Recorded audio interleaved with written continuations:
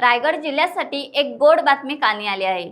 भारतीय जनता पार्टीच्या कार्यकर्त्यांमध्ये उत्साह वाढवणारी बातमी आहे।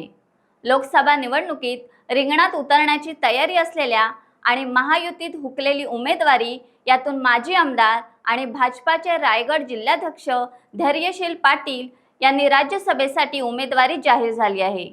खऱ्या अर्थाने त्यांनी धैर्य दाखवले, त्यामुळेच हे त्यांना भव्य यश मिळणार आहे। राज्यसभा उमेदवार म्हणून धैर्यशील पाटील यांचे नाव जाहीर होताच भाजपा कार्यकर्त्यांमध्ये उत्साहाचे वातावरण पसरले आहे।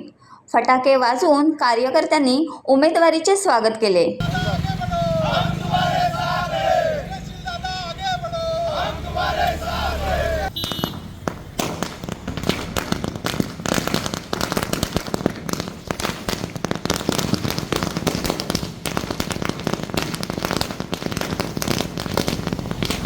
संभाजी महाराज की जय, जय भवानी, जय शिवाजी, जय शिवाजी, जय भवानी।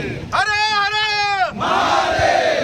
धैर्यशील दादा आगे बढ़ो, हम तुम्हारे साथ हैं। एकच वादा, धैर्यशील दादा, एकच वादा, धैर्यशील दादा, जय श्रीराम, जय श्रीराम, जय श्रीराम, जय श्रीराम। टाइम्स डिजिटलला लाईक करा, शेअर करा, सबस्क्राईब करा आणि बेल आयकॉन दाबायला विसरू नका। Times digital.